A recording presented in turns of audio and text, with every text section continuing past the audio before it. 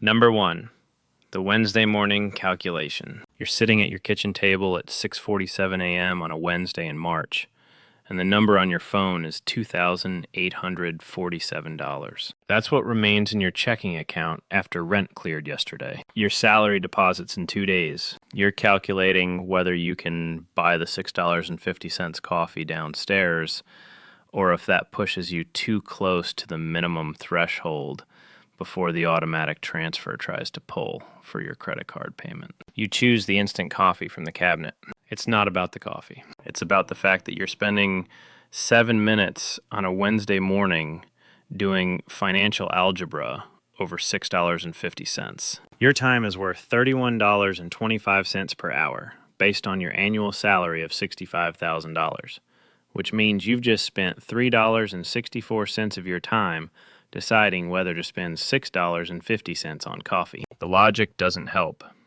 You make the instant coffee. You'll make the same calculation 11 more times this week about different small purchases, each one requiring a similar cognitive load, a similar interruption to whatever you were thinking about before the question of affordability appeared. Across the street, someone is leaving for work at the same time as you. You don't know that their investment accounts generated $847 while they slept. You don't know that they haven't thought about the price of coffee in 6 years. Number 2, the earnings call. Your day is structured in 15-minute intervals. From 9 a.m. to 9:15 a.m., you're in a status meeting about the project timeline. From 9:15 a.m. to 9:30 a.m., you're responding to emails that accumulated overnight. From 9:30 a.m. to 10:30 a.m., you're in the weekly planning session. Your calendar is a Tetris grid of other people's priorities. Each meeting produces tasks that require execution time you don't have,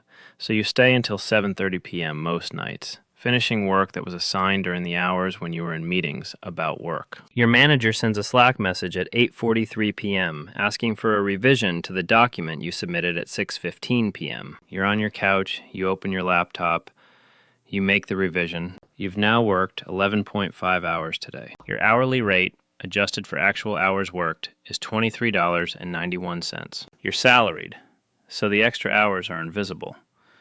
They don't appear on any timesheet. Somewhere, someone owns 4,200 shares of a dividend-paying stock that distributed $1.84 per share this quarter. They received $7,728 while this paragraph was being written. They were not in any meetings about it. Number 3, the sickness calculation. You wake up on a Thursday in November with a fever of 101.3 degrees. Your throat feels like you've swallowed broken glass. You have a presentation at 10 a.m. that you've prepared for 3 weeks. You take 2 Tylenol and get in the shower. The calculation is automatic now. You have 4 sick days remaining for the year. If you use one today, you'll have 3 for the remaining 7 weeks of the year, including the week of Christmas, when half the office is gone and using a sick day looks conspicuous. You also have the vacation day concern.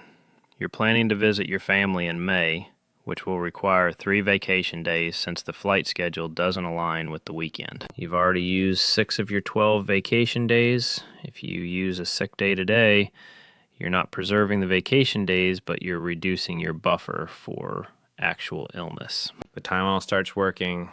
You make it to the office, you give the presentation, your voice cracks twice. Afterward, your colleague mentions you look terrible and should go home. You stay until 5:30 p.m.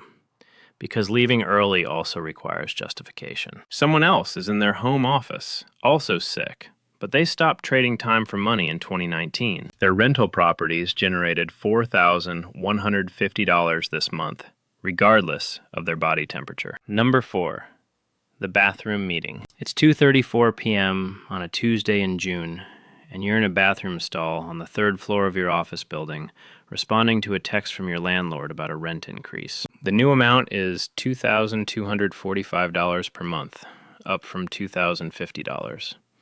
That's $2,340 more per year. You're calculating whether you can absorb it or need to move. Moving costs approximately $4,000 when you account for security deposit, first month's rent at a new place, moving truck, time off work for the move, and the overlap month where you're paying double rent. Staying costs $2,340 more annually.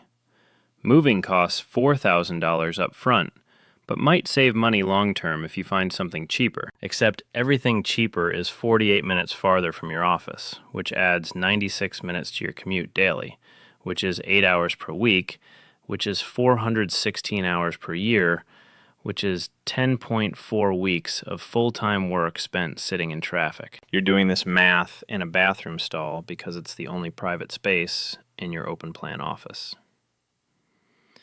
You've been here for 11 minutes. Someone else sold 180 shares of an appreciated index fund position this morning, triggered $11,200 in long-term capital gains, and paid $2,688 in taxes on it, netting $8,512. They used it to replace the refrigerator without consulting a budget spreadsheet. They were not in a bathroom doing math. Number 5.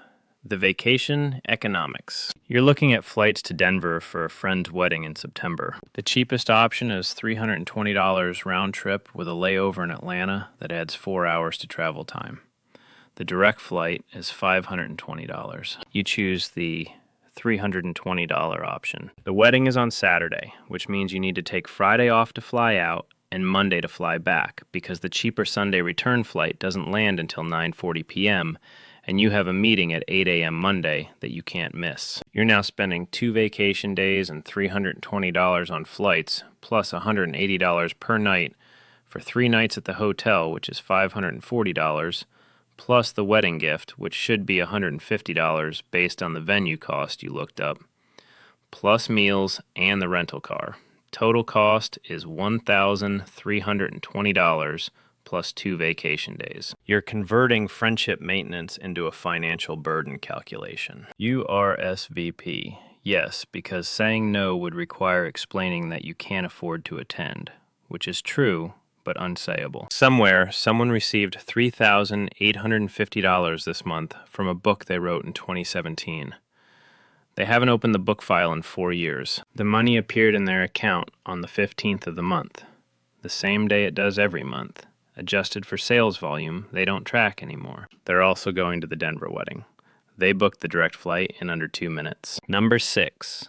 The Midnight Laptop. It's 11:52 p.m. on a Sunday in October, and you're finishing a report that's due Monday morning. You've been working on it since 8:30 p.m.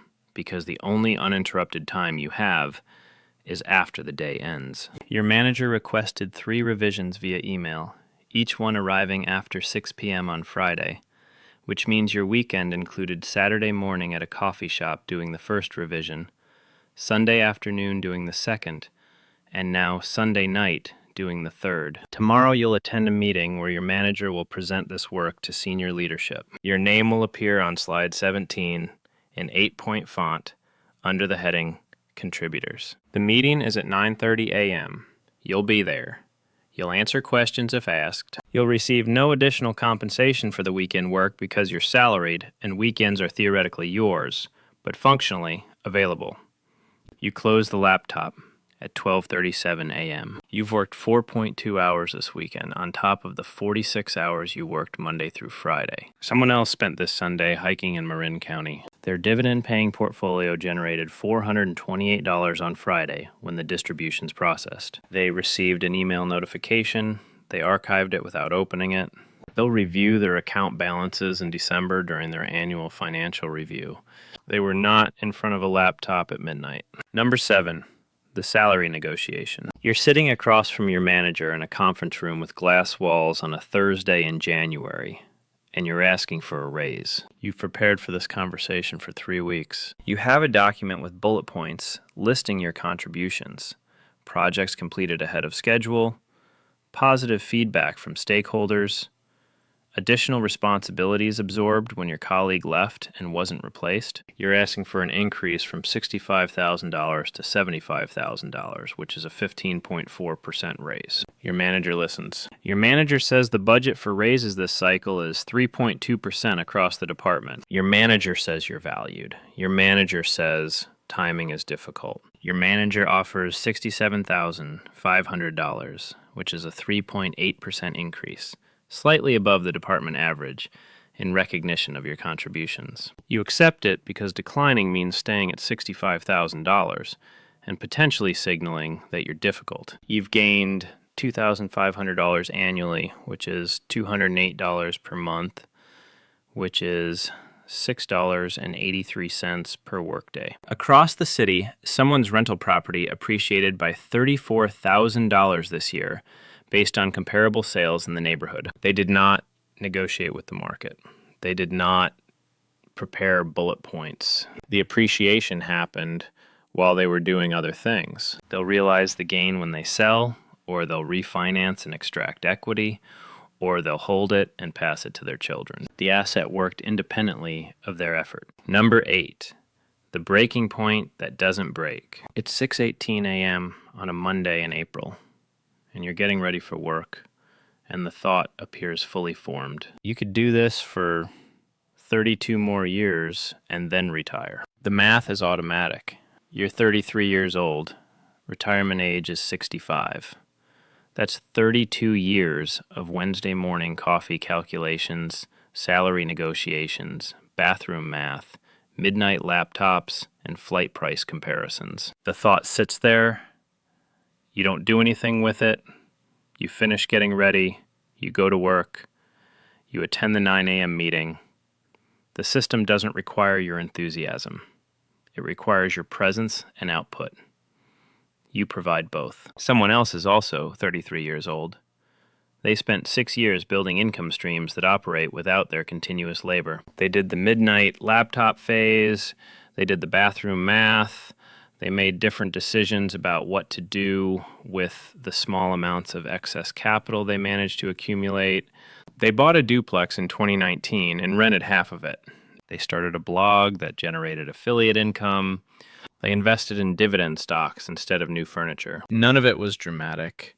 All of it compounded. They still work, but the work is optional now, which changes the psychology of every meeting, every email, every Sunday night. You're in the same city, the same age, different mathematics. The coffee costs the same. The calculation is different. One of you is counting days until retirement. The other stopped counting.